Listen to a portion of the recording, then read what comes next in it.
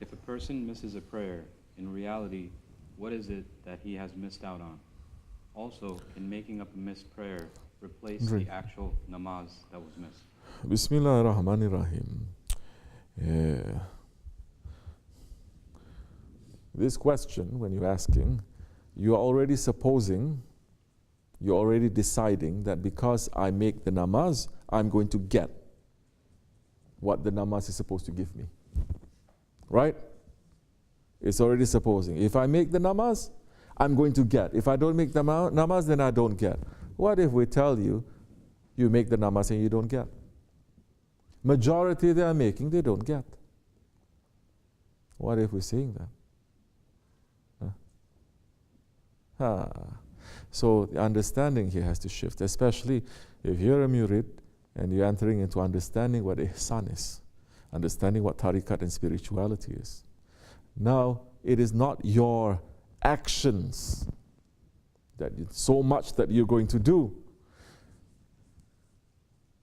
that is going to determine whether you get it or not.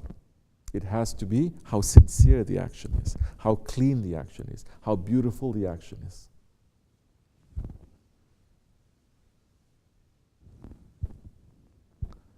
You can go up and down the whole night long, but your heart is just circling everywhere else. It's not. But if your heart is circling everywhere else and you still think that you're going to get the rewards, the blessings like that, then you're blind. Because so many, Allah is saying, their du'as and their namaz doesn't even pass the first level of paradise. No, not paradise, even the skies. Because the angels are there at every level. They said, this one is good, we pass to the next level, to the next level. You know, as it is in dunya.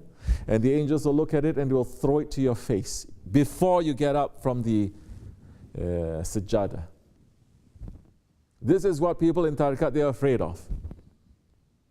That whatever that they're doing, it is not accepted. Does that mean we don't do? No, we still do. But we're not putting our faith in what we're doing. We must do with the faith that we're saying, Ya Rabbi, this is a dirty prayer that we're making. We're asking you to accept it. Why he must accept it? Why he must accept it? Why, just because we ask and he has to accept it? Allah subhanahu wa ta'ala will only accept, not because of you or me. He only accepts because of the sake of his most beloved one. Okay, so I'm going to pray, I'm going to ask Allah to accept for the sake of the Prophet. You don't know the Prophet. Oh, but I recite salawat. You don't know the Prophet. You don't know the Prophet. Do you have a shaykh? Then you don't have a shaykh, you don't know the Prophet. You know the name, but you don't know. You don't know what is the reality, what is the living, breathing guide.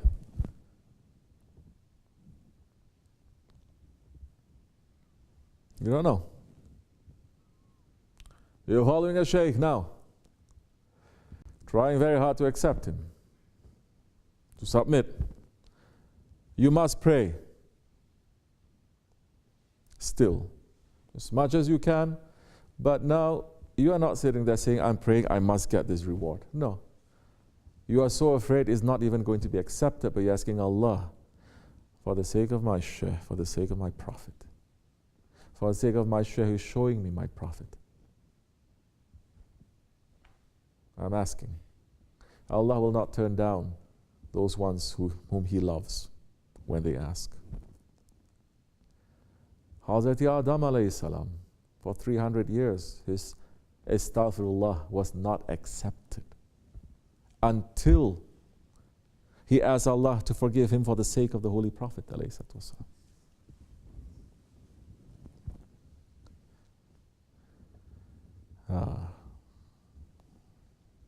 So,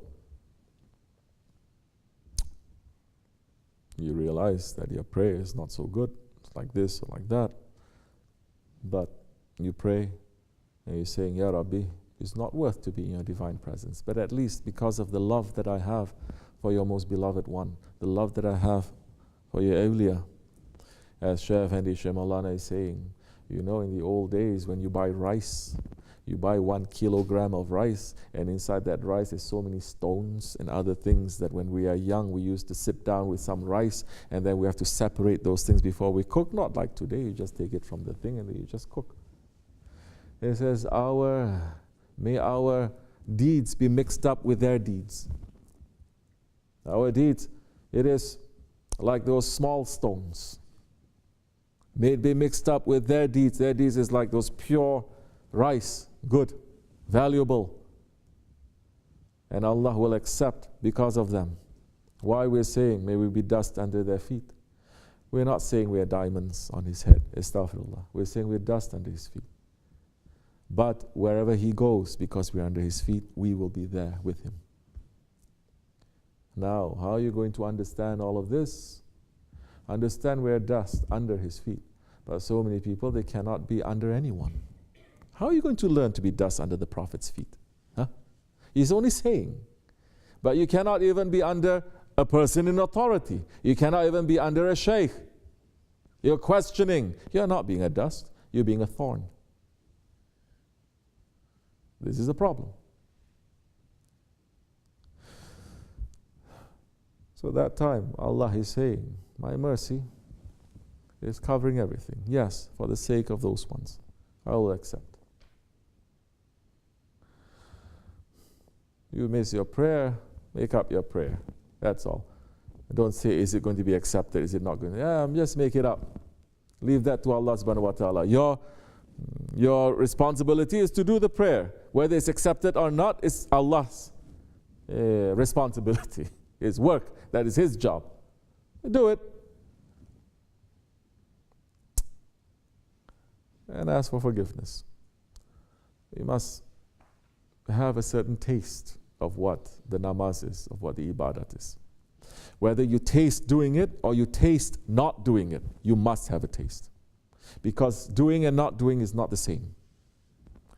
Maybe you don't taste so much when you're doing it, but when you're not doing it, you taste, oh, this is very bad. I feel very dirty. Something is wrong. I have to do it. That time, hold on tightly, inshallah. Fatiha.